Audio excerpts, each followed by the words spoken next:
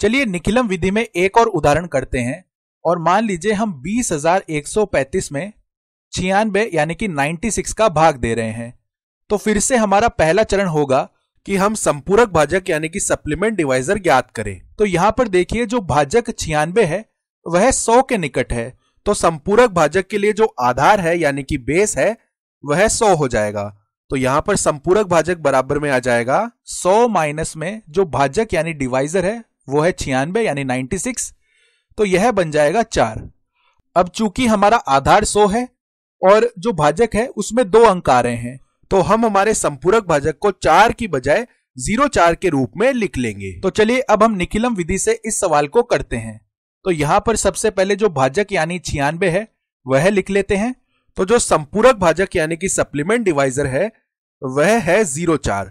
और एक बात का ध्यान दीजिए, हम जिस प्रकार से इस संपूरक भाजक को लिख रहे होंगे वह हमारे परिणाम को बहुत अधिक प्रभावित करने वाला है। तो यहां पर यदि हमें सही परिणाम चाहिए तो हमें यह सुनिश्चित करना होगा कि हम संपूरक भाजक को एकदम सही तरीके से लिख रहे हैं। और हमारा जो आधार है वह 100 है जिसमें 2 0 आ रहे हैं, तो हम हमारे भाज्य यानी डिविडेंड में से 2 अंक इस प्रकार दाईं ओर लिख देंगे। तो हमने 3 और 5 लिख दिया, और जो शेष अंक है भाज्य के वे इस प्रकार हम मध्य भाग में लिख लेंगे। तो इस प्रकार हमने 2 0 1 यहां पर लिख दिया। चलिए अब देखते हैं निखिलम विधि को हम किस प्रकार से पूर्ण करेंगे।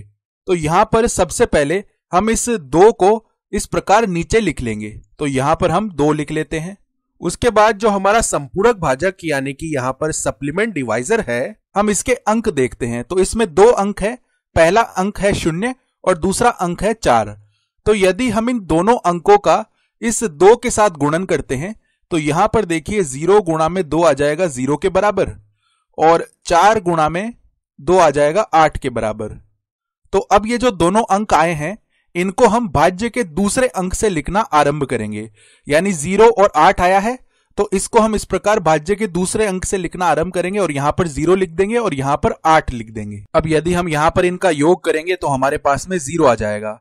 उसके पश्चात पुनः हम इस 0 का इस संपूरक भाजक के दोनों अंकों के साथ गुणन करेंगे, यानी कि 0 का 0 के साथ गुणन करेंगे और फिर 4 का 0 के साथ गुणन करेंगे। तो हमें देखिए यहां पर क्या मिल जाएगा, हम देख सकते हैं 0 गुणा 0 जो है वह 0 के बराबर आएगा। 0 गुणा 0 यानी 0 हो जाएगा, और इसी प्रकार 4 गुणा 0 जो है वह भी 0 के बराबर आएगा। तो अब ये जो दोनों 0 आए हैं इनको हम यहां पर भाज्य के तीसरे अंक से लिखना आरंभ करेंगे, यानी यहां से लिखेंगे। यहां पर हम पहला 0 लिख देंगे और यहां पर हम दूसरा 0 इस प्रकार से लिख देंगे। अब यदि हम इनका योग करते हैं तो 1 + 8 + 0 बन जाएगा 9 के बराबर। अब ये जो हमारे पास 9 आया है इसका पुनः हम इस संपूरक भाजक के दोनों अंकों के साथ गुणन कर देंगे। तो यहां पर देखिए क्या मिलेगा, हमें पहले 0 गुणा 9 कर देंगे तो 0 गुणा 9 बन जाएगा 0 के बराबर, और 4 गुणा 9 करेंगे जो कि आ जाएगा 36 के बराबर।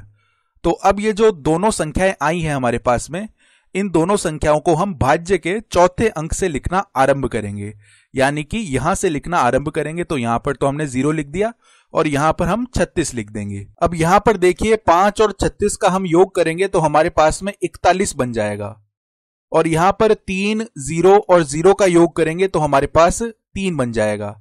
और उसके पश्चात यह जो 4 आया है यह 4 हासिल यानी कि कैरी के रूप में इस प्रकार बाईं ओर 3 के पास चला जाएगा। तो 3 + में 4 यहां पर 7 बन जाएगा, और इकाई के स्थान पर 1 रहेगा, यानी यह 71 बन जाएगा। तो इसको मिटा करके हम यहां पर 71 लिख लेते हैं।